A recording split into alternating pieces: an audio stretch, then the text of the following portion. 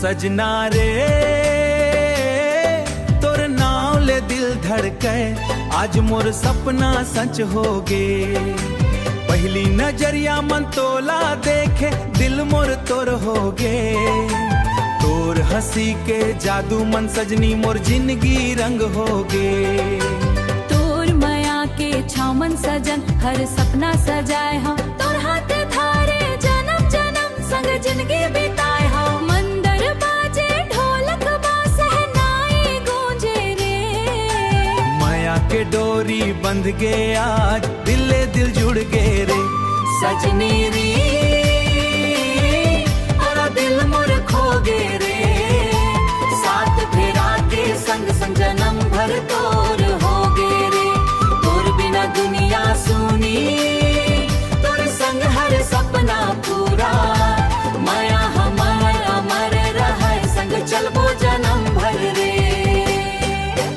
लाल चुनरिया मन तोर रू चंदा ले घालो न्यारा, तोर संग लिखबो नई कहानी तय हावस मोर सहारा।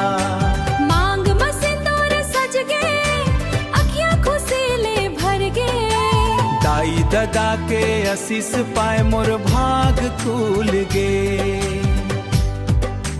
बांसुरी बाजे पायल छनके,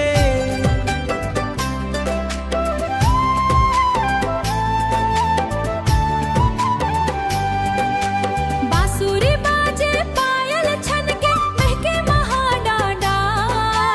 गाँव के गली गवाही देवे, अमर रहे हमर प्यार।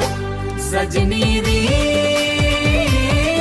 तोर प्यार माना रे, ओ छत्तीसगढ़ के माया संग नई जिन खिल गे रे।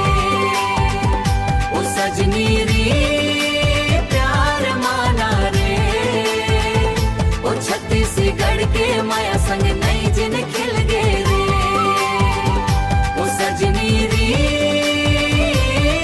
तोर प्यार माना रे, ओ छत्तीसगढ़ के माया संग नई जिन खिल गे रे।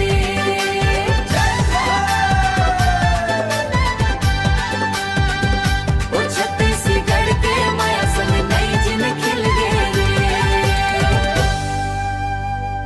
ओ सजोहार तोर संग हर मौसम सुहाना, जय जोहार।